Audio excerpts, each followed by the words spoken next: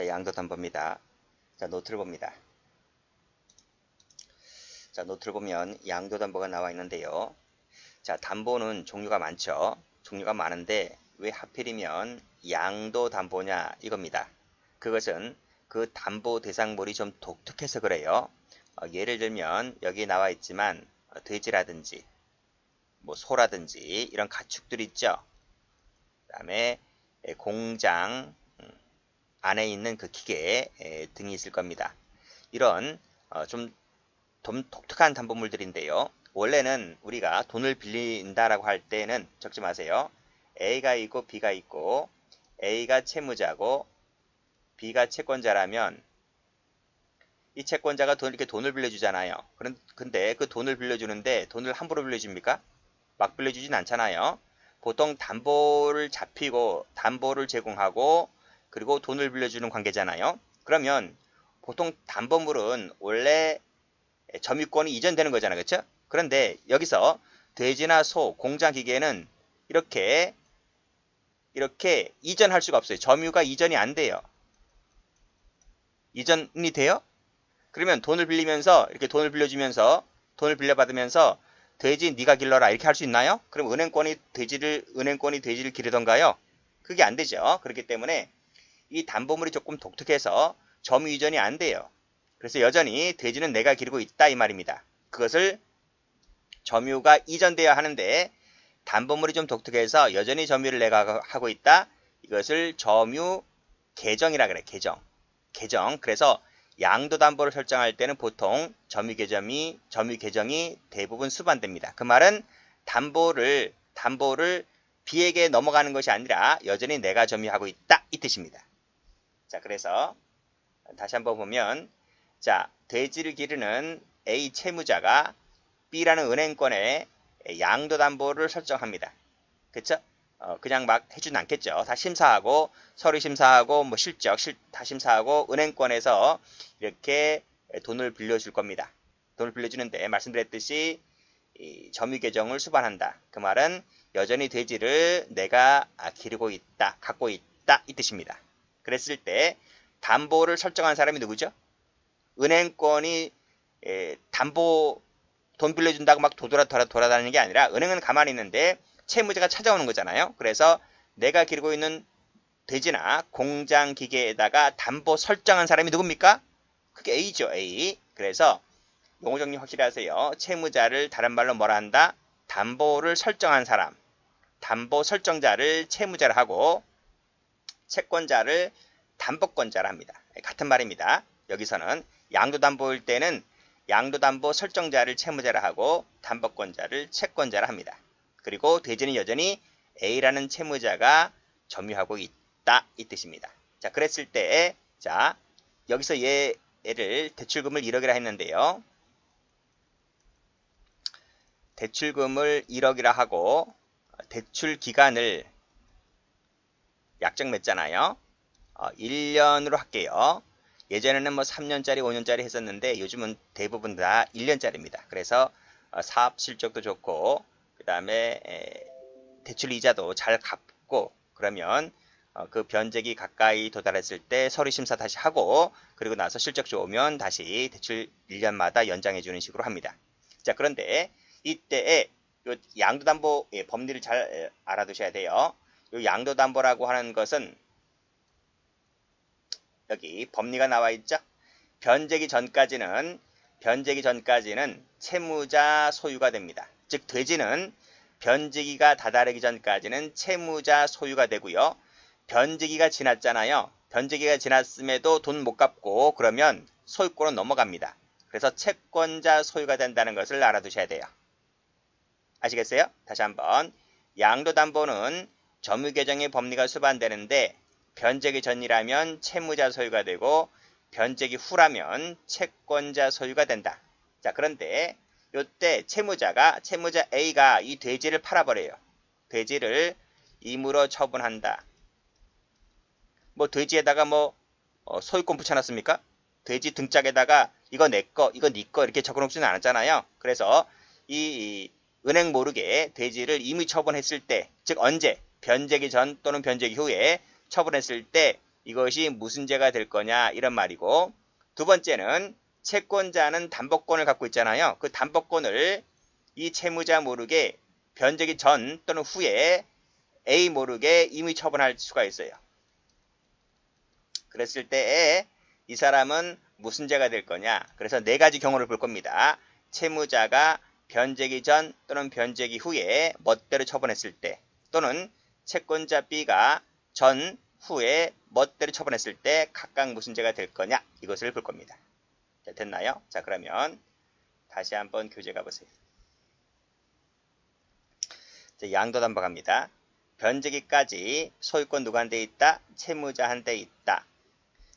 자, 변제기에 채무 변제가 없을 때 비로소 소유권이 채권자에게 넘어간다. 이것을 양도담보라 합니다. 자, 그 양도담보 이렇게 하는 이유는 담보물이 좀 독특하기 때문에 이렇게 한다 그랬습니다.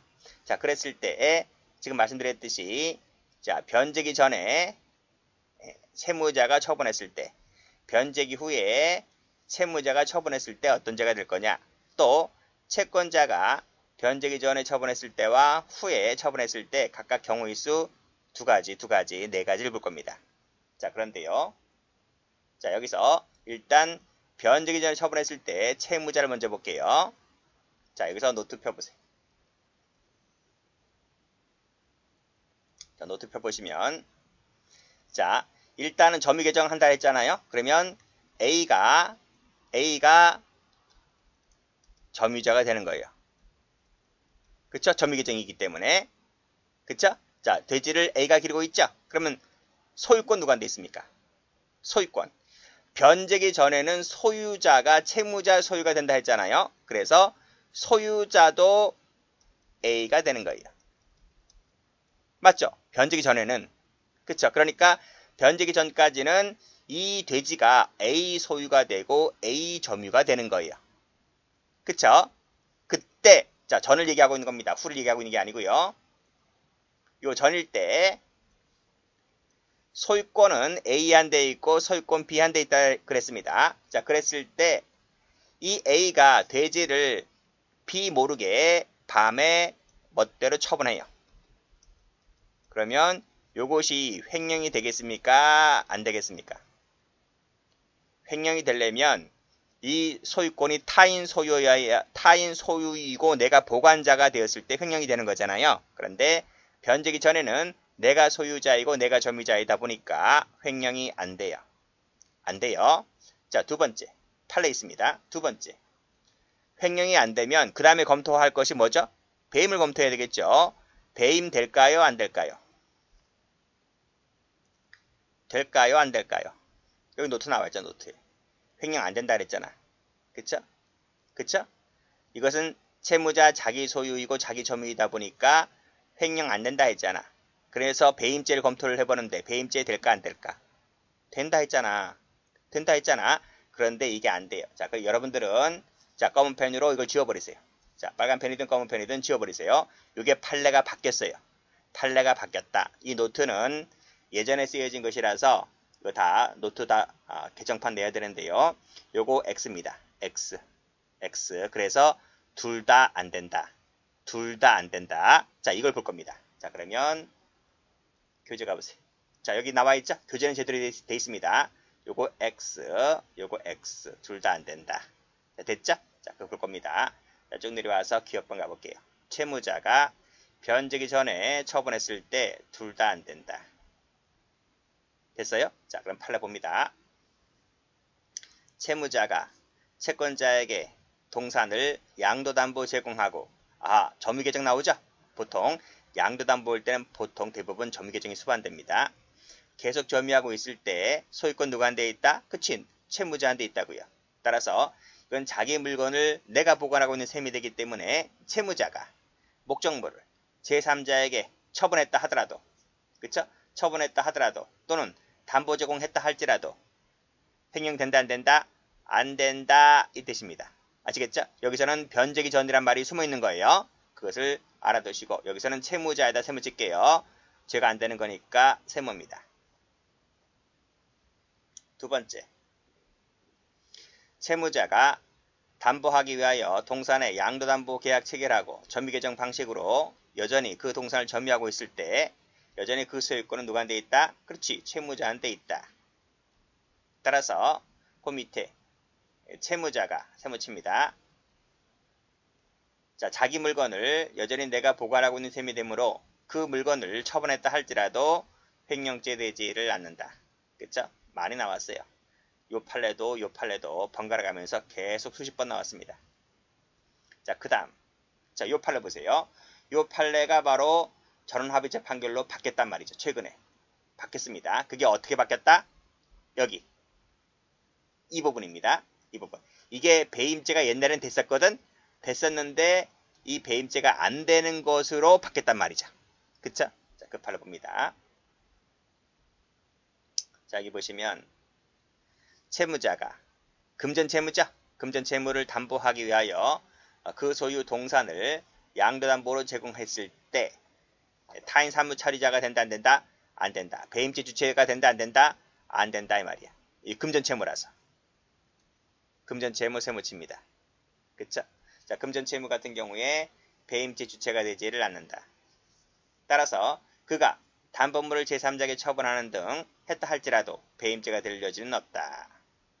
끊고 이와 같은 법리는 역시 동산이죠. 동산. 방금 동산 본 거예요. 동산에 대해서 담보 설정 계약을 체결하고 이를 양도할 의무가 있음에도 제3자에게 처분했다 할지라도 똑같이 적용되는 것이고 주식도 마찬가지입니다. 주식도 같은 법리다. 주식도 역시 채무자가 제3자에게 해당 주식을 처분했다 할지라도 마찬가지다. 뭐 할 때? 금전채무일 때. 그래서 금전채무에다가 색깔을 칠합니다. 금전채무를 담보하기 위해서 동산을 처분했든지 여기 동산 처분했죠. 주식 처분했죠. 똑같습니다. 그랬을 때 전부 다 배임죄가 되지를 않는다. 이렇게 정리를 해두시면 돼요. 자, 그럼 하나 더 볼게요. 자, 뭘 보냐면 다시 노트 가볼게요. 한자 읽을 줄 아시죠? 이게 전이고 이게 후입니다. 변제기 전에 처분했을 때 둘 다 죄가 안 된다. 그럼 변제기 후에 처분했을 땐 죄가 될까? 판례 없어. 판례 없어서 안 봐도 됩니다. 아시겠어요? 안 봐도 된다. 그래서 넘겨보시면 판례가 없죠? 판례가 없어요. 자, 그러면 이제 채권자 볼게요. 채권자가 변제기 전에 처분했을 때는 어떻게 될 거냐라고 하는 것인데 다시 한번 노트 펴보세요. 자, 이제 이거 다 봤죠? 다 봤어요. 근데 다 봤어. 다 봤고 이제 채권자 볼까요? 채권자가 변제기 전에 이렇게 담보권을 임의 처분했을 때 요게 무슨 죄가 될 거냐 이 말입니다. 그럼 첫 번째 횡령 먼저 봐야 되겠죠? 횡령이 되겠습니까? 안 되겠습니까? 아니 변제기 전이라면 돼지를 A가 소유하고 있고 A가 점유하고 있다 했잖아요. B가 점유하고 있는 건 아니잖아요. 그래서 횡령이 될 여지는 없다. 그쵸? 될 여지는 없다. 그래서 여기 보시면 횡령되지 않는다. 그런 말이죠. 왜냐하면 A가 점유하고 있고 A가 소유자이기 때문에 즉 타인 소유 타인 점유이기 때문에 B 입장에서 봤을 때는 횡령이 될 여지는 없다. 그러면 배임 봐야 되겠지. 배임 될 것 같아 안 될 것 같아요? 될 것 같아 안 될 것 같아요? 변제기 전에 처분하면 배임은 돼요. 왜냐하면 이 사람이 돈 약정 기간까지 돈을 갚을 때까지는 매달 꼬박꼬박 이자 내잖아요. 그런데 그 멋대로 A 동의받지 않고 멋대로 담보권을 처분하게 되면 즉 그때까지는 담보권을 갖고 있어야 할 타인 사무 처리자인데 지 멋대로 처분했기 때문에 A에게 손을 끼쳤다는 거야. 그래서 배임은 됩니다. 이것은 바뀐 것이 없습니다. 그래서 죄가 되는 것은 XXX인데 이것만 죄가 된다. 됐어요? 자, 그러면 교재 갑니다. 자, 변제기 전에 처분했을 때 죄가 될 거냐 안 될 거냐. 보시면 첫 번째 거. 누가 점유는 나중에 보세요. 자, 채권 담보 목적으로 소유권 이전 등기를 격려받은 채권자는 그치? 변제기 이전에 그 임무 위배에서 제3자에게 처분하면 뭐가 된다? 그치, 배임죄가 된다. 배임죄가 된다. 이런 말입니다. 요것은 뭐야? 요것은 다시 여기 한번 가보시면 누가 점유하고 있을 때? 그치, A가 점유하고 있을 때를 말하고 있는 거야. A가 점유하고 있을 때. 근데 어떤 사정으로 인해서 점유권이 일로 넘어갈 때가 있어. 왜냐하면 채권자가 한두 명이 아닐 수도 있단 말이죠.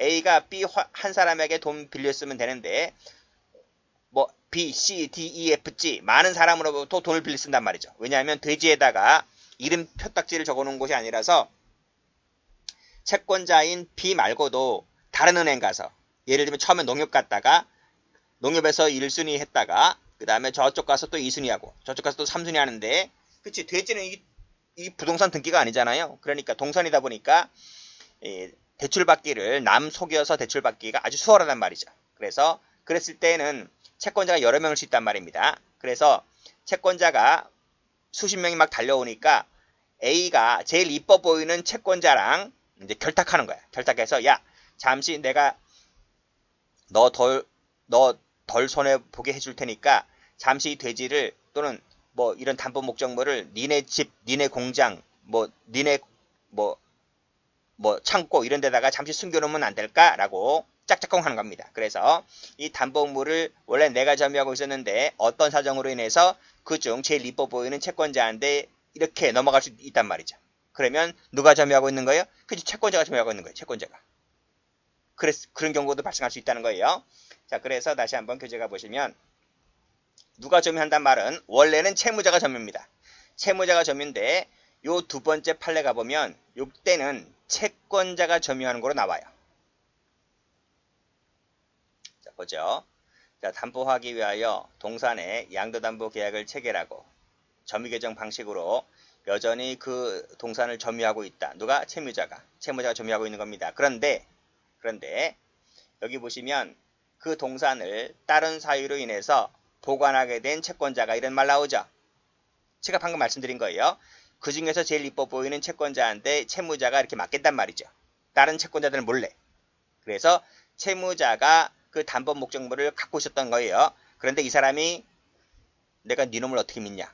네가 나한테 손해를 덜 하게 해준다고 하면서 나한테 다른 채권자들 몰래 이렇게 속여가지고 나한테 했지만 내가 네 놈을 어떻게 믿냐고. 그래서 이 사람이 채무자 동의 없이 멋대로 팔아버립니다.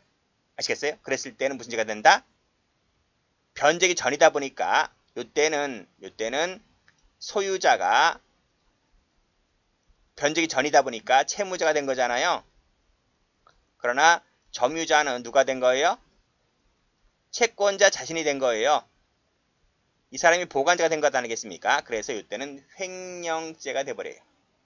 아시겠죠? 그렇게 정리를 해두시고 이 판례도 시험에 2번 정도 나온 적이 있습니다. 원래는 배임죄가 맞다. 원래는 배임죄가 맞는데 이 두 번째 판례는 뭐다? 그쵸? 보관자가 채권자가 되다 보니까 이때만큼은 횡령죄가 된다. 이렇게 정리를 해두시면 돼요. 됐고 그 다음에 마지막 거 볼게요. 다시 노트 가보세요.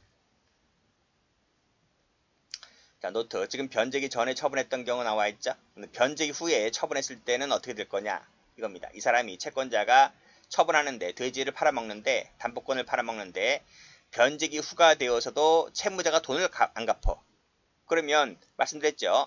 변제기 후에는 채권자가 소유가 되기 때문에 따라서 채권자인 B가 담보권을 팔아먹으면 그때는 무죄가 됩니다. 싸게 헐값에 떨이를 막 팔아버려. 아시겠죠? 그렇다 하더라도 무죄가 된다. 원래는요. 처분하면 그 판매 금액에서 원금과 이자를 떼고 나머지를 돌려주게끔 돼 있거든. 돌려준단 말이죠. 돌려주게끔 돼 있는데 뭐 돌려주긴 뭐 돌려줘. 난 원금과 이자 내가 받으면 됐지 라고 해가지고 막 떨이 해버린다니까. 그래야 저쪽에서 사갈 것 아니겠습니까? 그래서 막 떨이 해가지고 결국은 채무자에게 돌아갈 돈이 하나도 없어. 그렇다 하더라도 이것은 횡령 배임이 안 된다는 거야. 일단 횡령이 안 되는 것은 내 거니까 안 되는 거고요. 배임이 안 되는 것은 타인 사무 차려라고도 볼 수 있는데 변직에 지났기 때문에 그런 사무도 없다는 거야. 그래서 횡령 배임 둘 다 안 됩니다. 이것은 옛날부터 출제가 많이 되었던 거예요. 꼭 좀 정리를 해두시고 자, 다시 교재 가볼게요. 변제기 후에 채권자가 처분했을 때는 무죄다. 횡령 배임 다 안된다. 자, 판례 보세요. 채권자죠. 담보권자가 후에 후자 세모 쳐보고 담보권을 실행했다는 말은 뭐죠? 담보권 실행은 보통 경매로 나와. 경매가 담보권 실행이야. 그쵸? 그래서 채권자가 변제기 후에 경매를 실행했다고요. 법원에다가 경매 신청하죠? 그럼 법원에서 경매를 실행합니다. 그래서 담보권 실행 비용 등 담보할 때 낙찰가 있을 것 아니겠습니까? 낙찰가에서 내가 빌려준 원금과 이자 박 빼고 나머지를 돌려준다. 근데 돌려줄 게 없어. 그렇다 하더라도 이건 배임죄가 안 돼. 돌려주고 말고는, 여기 반환하고 말고는 자신 사무다. 타인 사무가 아니기 때문에. 자신 사무이라서, 따라서 자신 사무는 타인 사무 처리자가 안 되잖아요. 그래서 배임죄가 들려질 수는 없는 것이다. 이런 말이고. 두 번째, 똑같아요. 담보권자가 변제기 후라 그랬죠? 그치? 역시 담보권 실행은 경매를 말한다 그랬습니다. 처분할다 했을 때 돌려주고 말고는 자기 사무다. 여기서 또 처분함에 있어서 시가에 따른 적절한 처분을 해야 할 의무는, 적절한 처분이란 말은 좀 적당하게 팔아라. 적당하게 팔아라. 물건값이 있는데 그 물건값대로 팔아야지. 왜 싸게 후려치냐. 반값에 후려치고 거의 대폭 할인합니다. 그렇죠? 그렇다 할지라도, 그걸 안 했다 할지라도, 적절한 처분, 시가에 따른 적절한 처분을 안 했다 할지라도, 싸게 후려쳤다 할지라도, 그래서 채무자에게 돌아갈 돈이 없다 할지라도 배임죄가 되지를 않는다. 이 뜻이에요. 그래서 많이 출제가 되었죠. 출제가 많이 된 판례 같은 경우는, 자, 요 채무자가 변제기 전에 처분했을 때 원투는 옛날부터 무수히 많이 나왔고요. 최근에는 전원합의제 판결이 있기 때문에 이 판례를 잘 봐두셔야 됩니다. 그리고 채권자가 변제기 처분했을 때는 상대적으로 좀 덜 나왔어요. 물론 첫 번째는 많이 나왔지만. 그리고 마지막으로 채권자가 변제기 처분한 이 두 가지 판례, 횡령도 안 되고 배임도 안 된다. 이 두 가지 판례도 무수히 많이 나왔던 판례입니다. 자, 꼭 좀 정리를 해 두시기 바랍니다.